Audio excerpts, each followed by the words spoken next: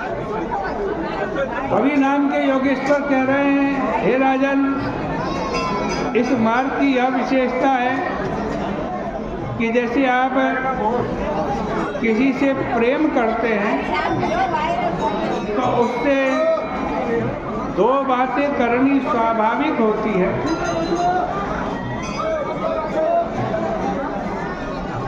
दूसरे छूट जाते हैं और प्रेमास्पद के बारे में आपकी जानकारी बढ़ जाती है।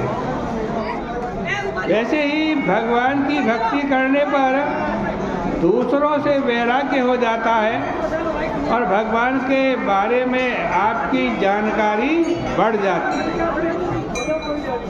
ये तीनों ही बातें एक समय चलती हैं।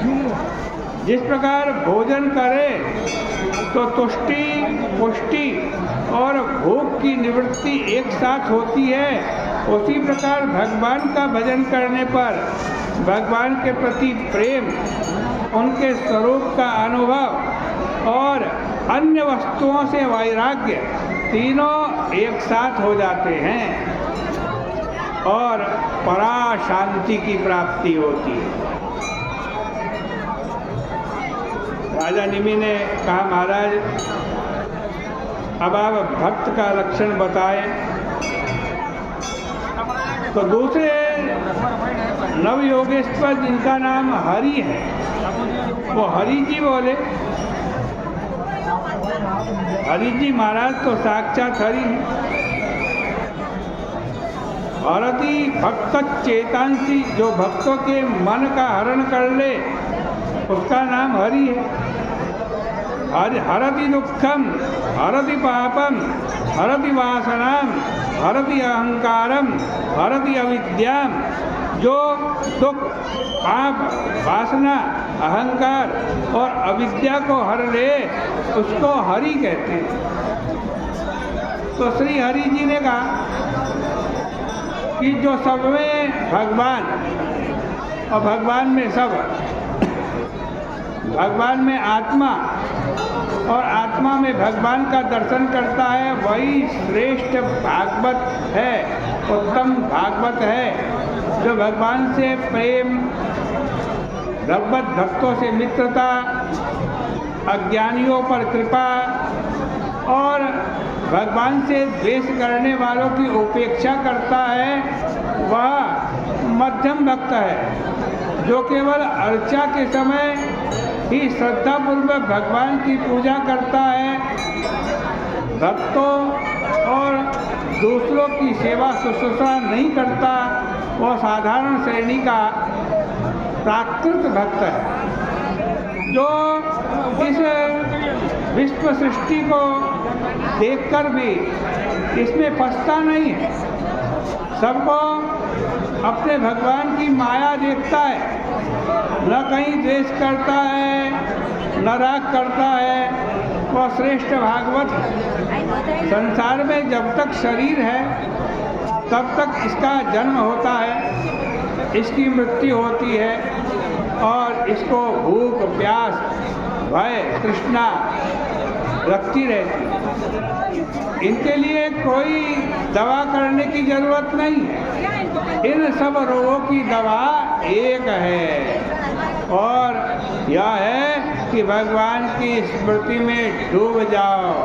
स्मृत्या हरेर भागवत प्रधानः। जो ऐसा करता है वो उत्तम भागवत है, जिसके मन में काम, कर्म, बीज नहीं रहते और जो भगवान में बैठा रहता है उसका नाम भागवतोत्तम है।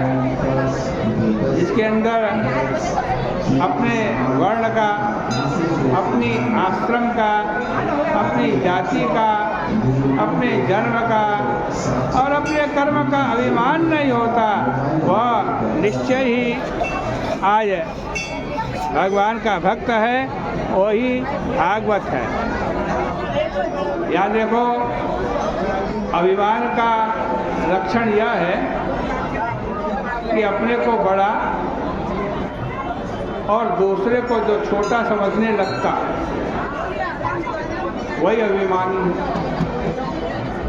परंतु किसी भी व्यक्ति से किसको बड़ा समझता है? जो अपने आप को बड़ा समझता है। देह को ही सबसे बड़ा समझता है।